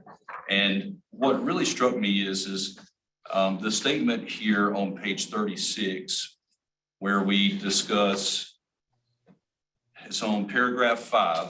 So the paragraph begins, Centralina values the diversity of all people and communities we serve.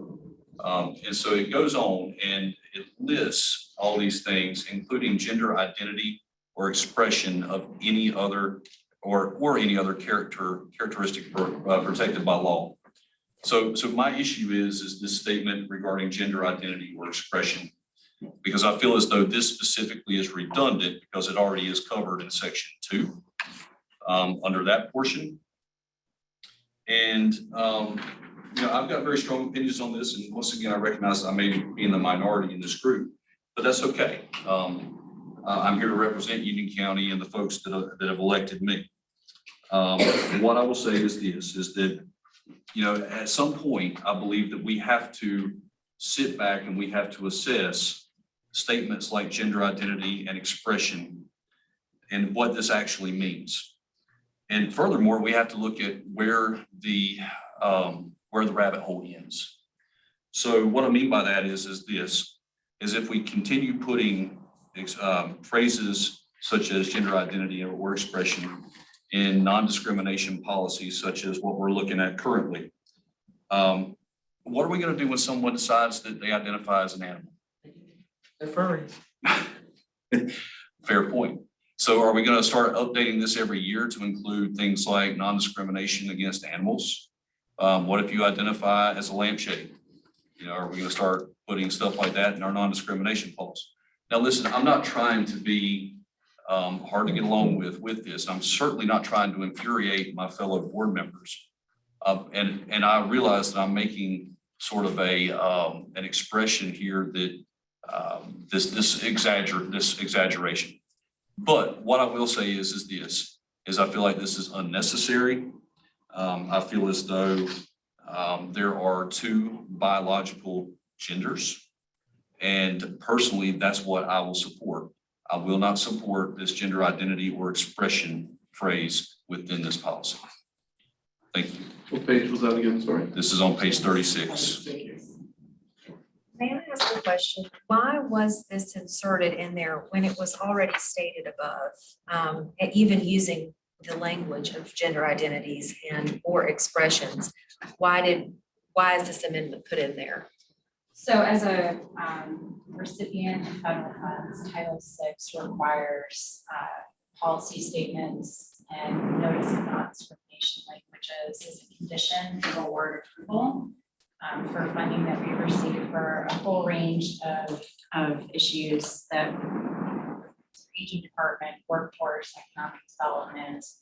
And so we took time as a staff to develop this language to come in compliance with federal law. I feel it's my responsibility as the head of the organization to make sure that every single person who works here feels comfortable, feels like they belong. I want the top talent working at this organization. I want people, when they step in the door, to feel like they're included. And if that means that they identify in a certain way, to me personally, it doesn't matter. I want their best brains and their best talent serving people of this region. And so I stand behind this language. I think it's really important that they come in the door in Centralina. It's not about your political beliefs. We serve everyone. It's about doing the work and rolling up the sleeves. And I think it's important for staff to see this language that we stand behind inclusion and belonging. And I respect your opinion. I just think that for our organization, it's important that we are open in this way. May I ask a question? Yes. So Brian Helms, Union County, before this was installed within this policy, was there instances where associates here at Centralina felt as though they were not included based on the absence of this language? Yeah, actually, part of the, I think, churn that many organizations and many communities experienced following the death of George Floyd. I think there was a conversation that many communities and organizations had about diversity, equity, and inclusion. And it was a challenging conversation to have in the middle of a pandemic. Staff were very stressed out, as we all were, navigating that situation and trying to come to terms with how do we include people? How do we make people feel not just that they can come to work every day and show up, but that people care about them and that they belong in this organization.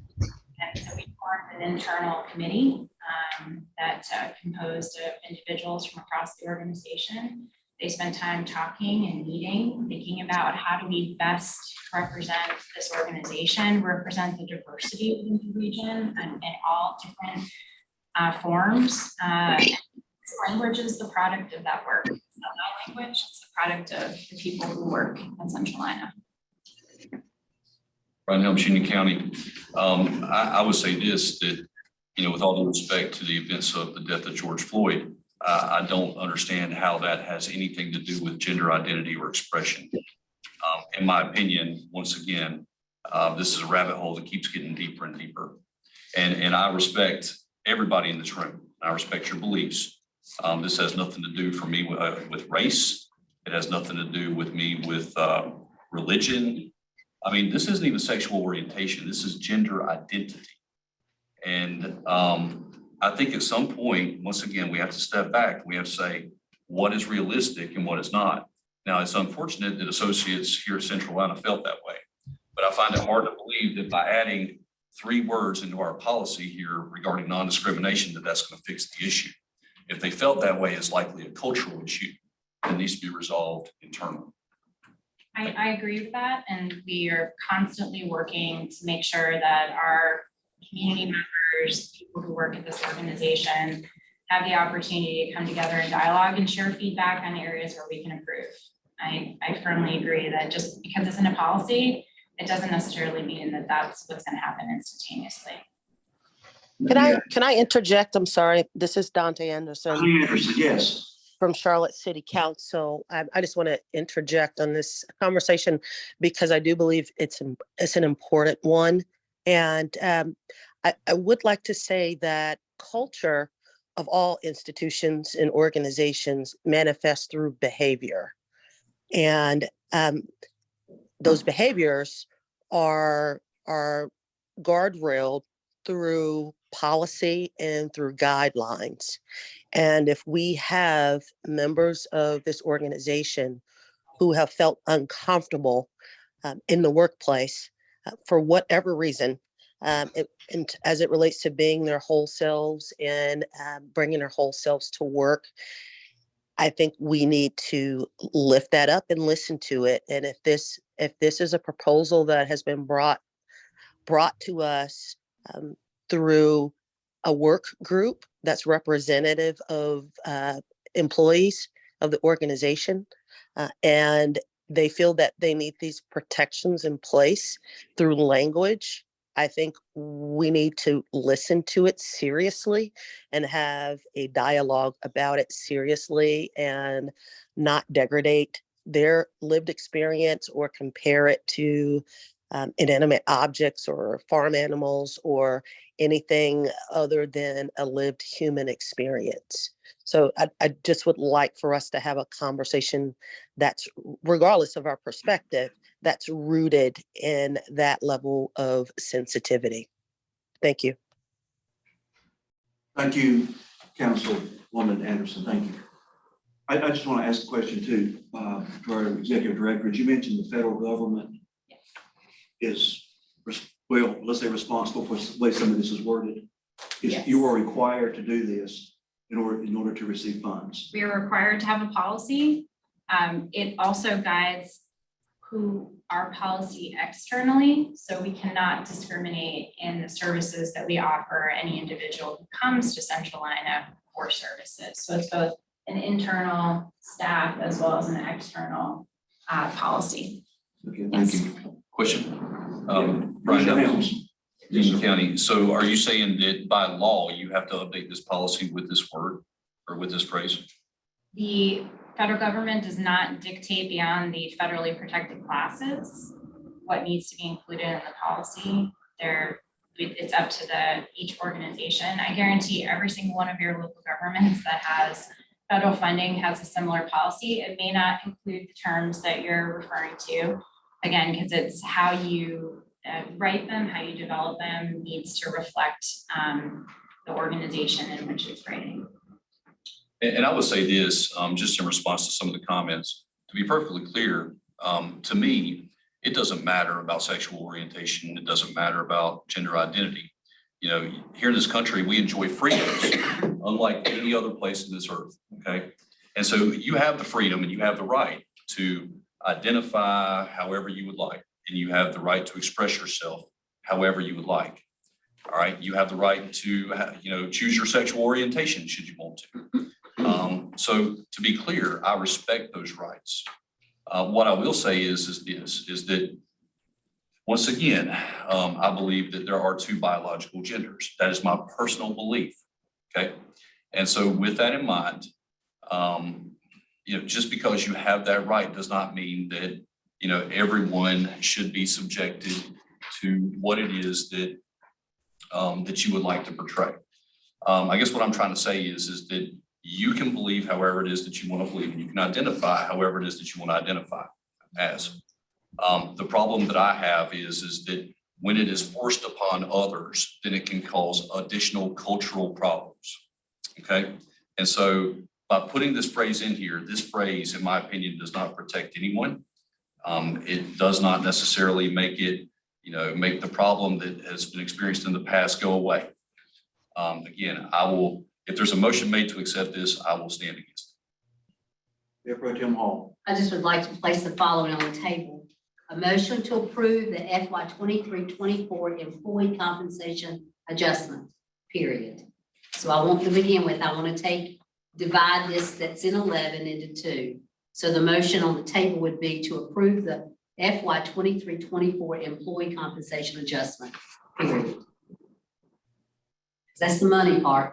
I'll second that.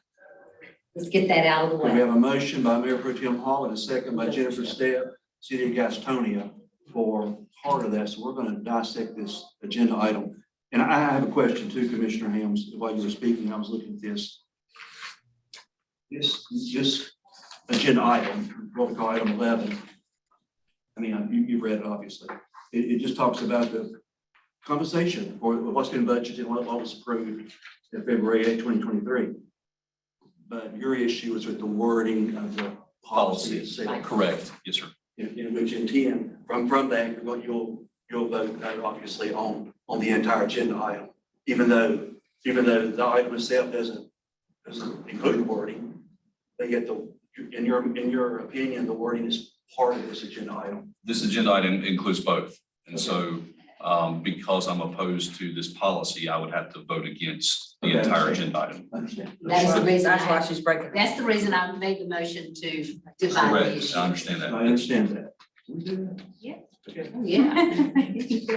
Robert's rule says you can. All right. I go by school, I go by school of government rules, not Roberts. Okay, we have a motion on the table, Mark Hall, second by Commissioner Stapp regarding employee compensation adjustment.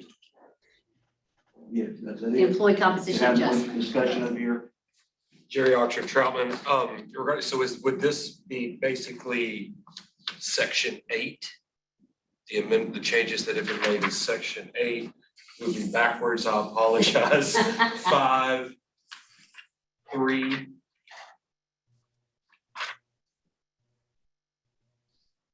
It's everything other than the personnel policy. 3, 5, 8. Looks like they will 12, 13, sorry, good. My question, section 8.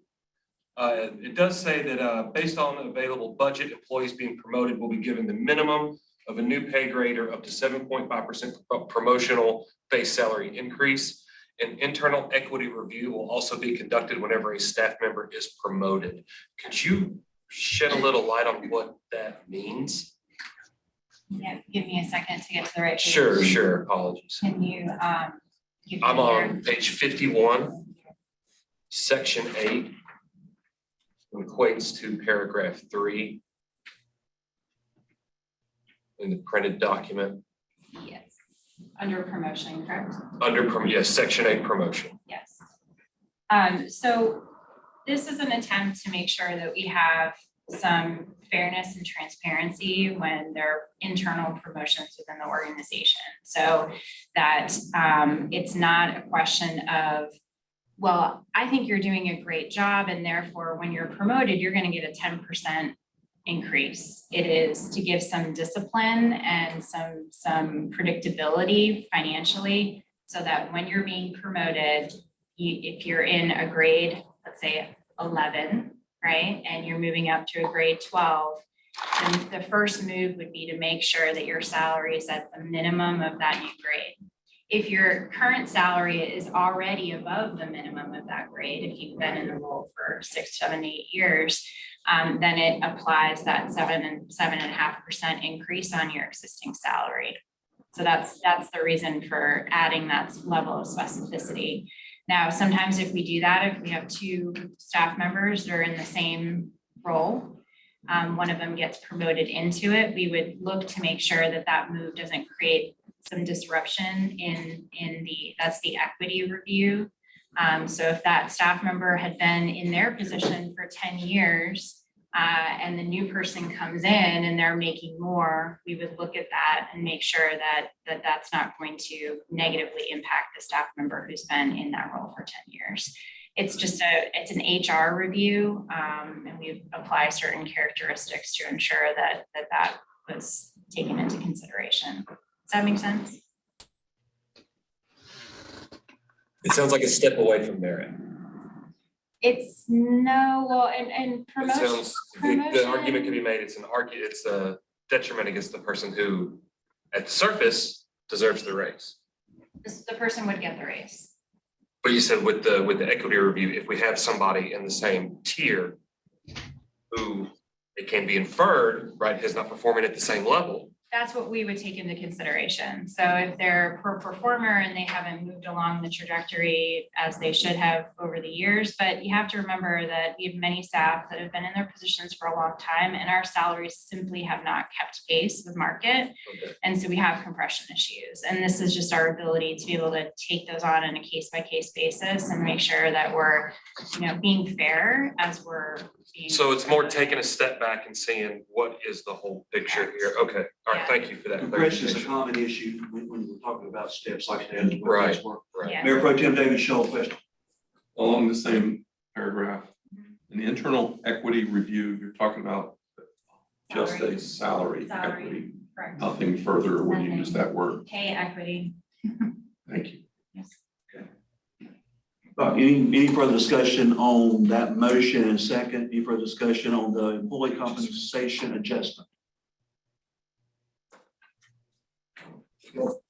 All in favor of that motion? Aye, please. Aye. Any opposed? Nay. Motion passes on that. Okay, are we going to have another motion on the personnel policy amendment? So moved. As presented. Second. Second. Sean Rush. We have a motion and a second, the way it's presented, Yes, sir. on what we discussed earlier, Yes. the way it's presented. The way it's presented, it does include the language that our gentleman was opposed to. The way it's presented includes the language. Yes, what our executive director read off the sheet, yes, that was your sheet, yes. Okay, we've had discussion, any further discussion on that agenda item? If not, all in favor of that motion, aye, please. Aye. Any opposed? Aye. I mean, no. 1, 2, 3, 4, 5. Anybody? 6. Anybody calling in opposed to that agenda item? 6. You gotta count. Yes. Do we need a roll call? Let's do the roll call. We are for going to do a roll transparency. call to make this, to clarify. I think the ayes have it, but they're in it, or just for clarification on, okay? Wait, is it clarification or do the ayes have it? We think the ayes have it. I Let's do the roll counted call 6. I counted 6 nays. I counted 6. We'll do a roll call. Yes, we're going to do a roll call. Dante Anderson, Aye. Bobby Compton, Aye. Patty Crump, Nay. Kathy Davis, Kevin Deminy, Martha Sue Hall, Aye. Brian Helms, Aye. Darrell Hennett, Aye.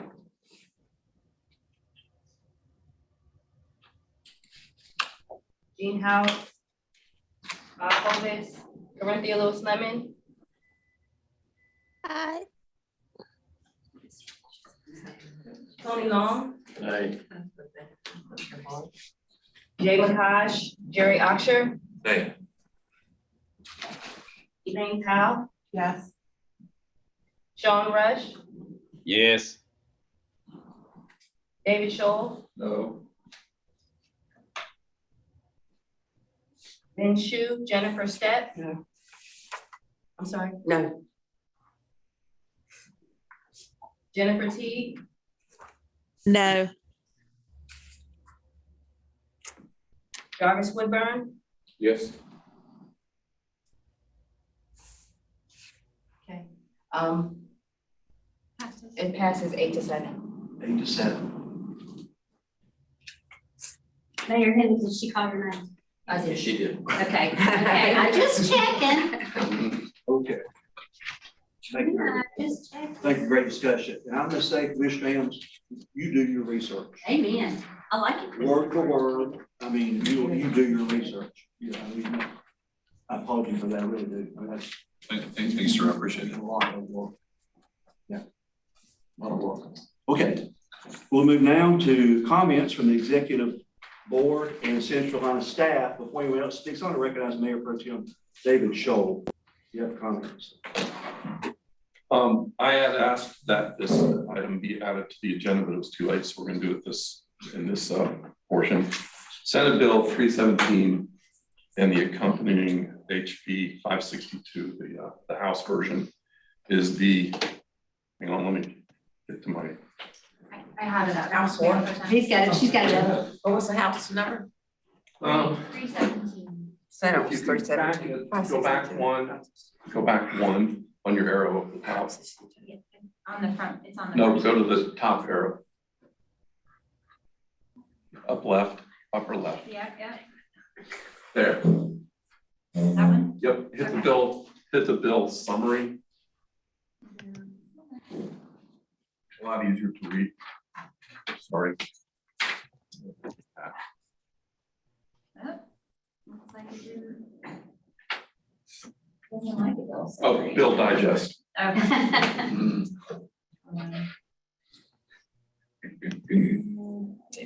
Back one more. Bill Digest.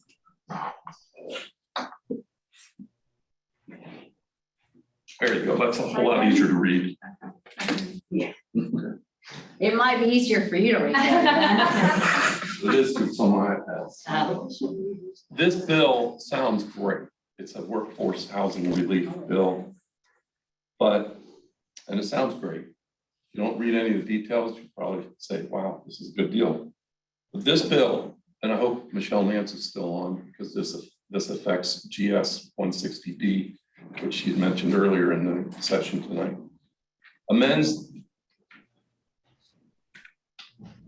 This bill enacts a new GS 160D-802, allowing for development that meets certain criteria for workforce housing development to be permitted in any zoning district and in any territorial area of a local government, and made subject only to the land development regulations as set forth in this statute. So if you have any plans on your zoning maps right now for industrial park or downtown area or anything, this overrides it. This bill overrides it with extremely minimal developer. I don't want to bore you with the details, but we've done our research in the town of Stallings, and we passed a resolution last night to be sent up to the House and to the Senate. I've talked to our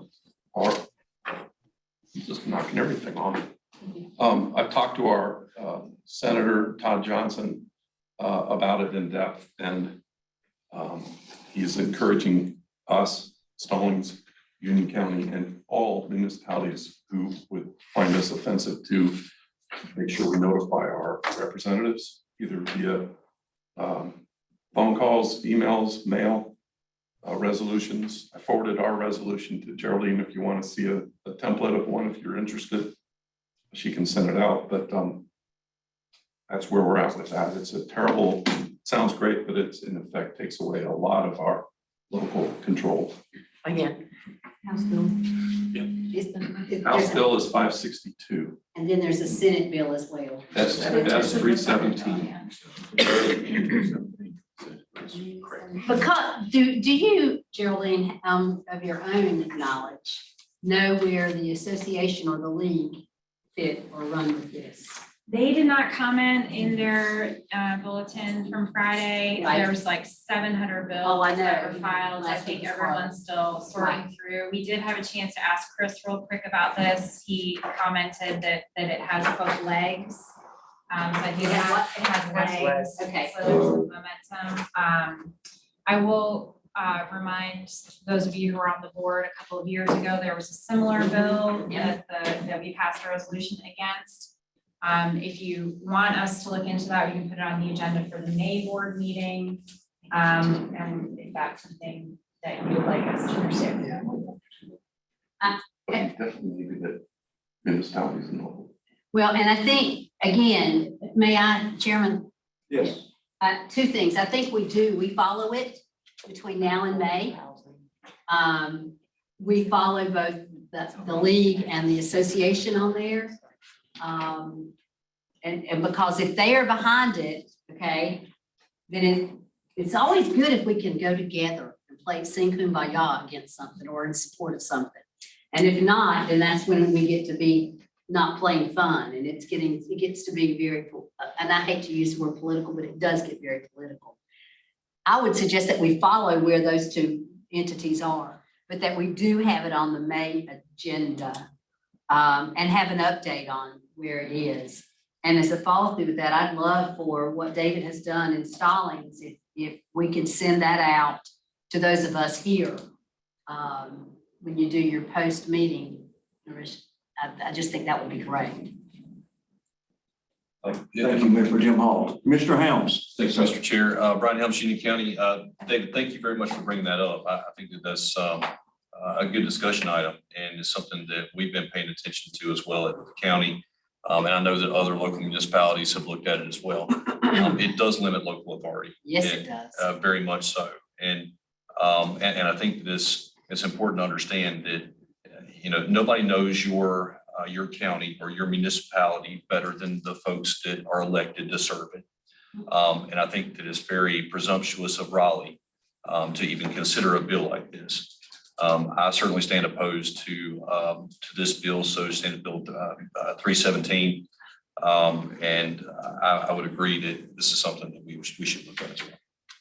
Thank you. Mr. Taylor, Commissioner Helms, Mayor Henry. When we were at the league meeting in DC and we had the North Carolina delegation together, I asked two staff members of the league what their impression was about these bills.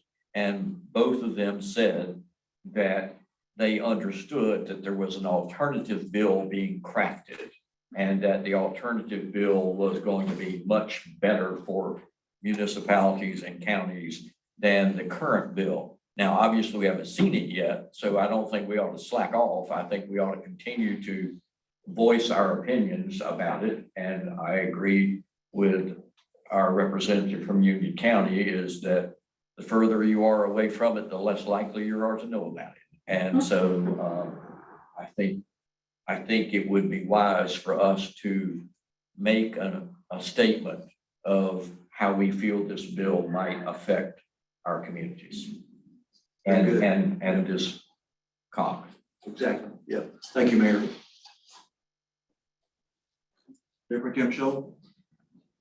That covers everything I have on it. Perfect. Good. That was a good discussion on that too. I think you got everybody thinking and talking about that. Any other comments from the board or Centralina staff? Can I ask one last thing? Yes. If Geraldine's going to send out an email, she could send out a link to the, what you just have up on your screen, the bill summary. Because it's easy to read there. And also that House Bill 562 has also got a bill summary that's easy to read on that page. If you could go that route, that'd be. And I will go back to those same two staff members who said there was an alternative bill being drafted and ask them what the status of that is. I'll relate that to Geraldine and that way she can copy all of us on that if that's okay with the rest of you. Yes, sir. Thank you, Mayor. Just as a follow-up to that, the North Carolina Regional COG is meeting and has a legislative day on the 17th of May. And we will meet again, we as an organization will meet again before then. But I feel sure that Geraldine, whatever we decide here, we can pass that on to the other COGs. If not before, but at least by then. To get their support, just not support, but their level of education, David. I think that's. Yeah, I don't know. That's right, and that's exactly right. I have one last tidbit. I spoke to Todd Johnson, our state senator, and he said he had lunch or something, meeting with another senator else from elsewhere around the state, and they were talking about it, and the other senator said he hadn't heard one single thing pro-work on, which means nobody knows about it. Oh, yeah. So slide it in. Todd's suggestion is just get the word out and around how this will impact us, municipals and counties. Thank you. Okay, anything else? Need more further comment? Staff, you okay? All right, good, thank you. Comments from our executive director? I think given the time, Mr. Chair, I'll put my little 2 bits announcements with Narissa and follow-up. I don't want to keep anyone later than they have to. I appreciate the time tonight. All right, and I'll be quick with my comments. If you haven't already, please take the time to review and complete the Centralina Delegate Interest Survey link, which was sent out with the February 8th delegate report. And on Thursday, May 18th from 9 to 11, Centralina will host a grant writing workshop titled Strategy and Metrics for a Successful Annual Grant Writing Grant Plan. The training is free for Centralina members. Non-members attend for $20. Next meeting for the Board of Delegates will be May 10th here at the Centralina office. And I will not be at that meeting. Vice Chair McCosh will be presiding over that meeting. And the next meeting for the Executive Board will be June the 14th. Then a couple items, if you get emails from this organization, I just want to mention the Area Agency on Aging, who's represented here, have a disability advocacy and resource webinar. So you get online, you can register for that. And then if you read the Centralina newsletter, a lot of things coming up, upcoming events. The regional managers meeting, which was mentioned earlier, medical marijuana planning for legalization. Something to learn about that. Volunteer appreciation event. Carolina Area on Aging webinar series, and all about arthritis is in April. And then Centralina learns the 2023 EDA funding opportunities. So read on the web, on the information they send out, the newsletter, a lot of good information that may appeal to some of you. No further business. This meeting is adjourned. Thank you. Anybody want to go walk 5,000 steps, come with me.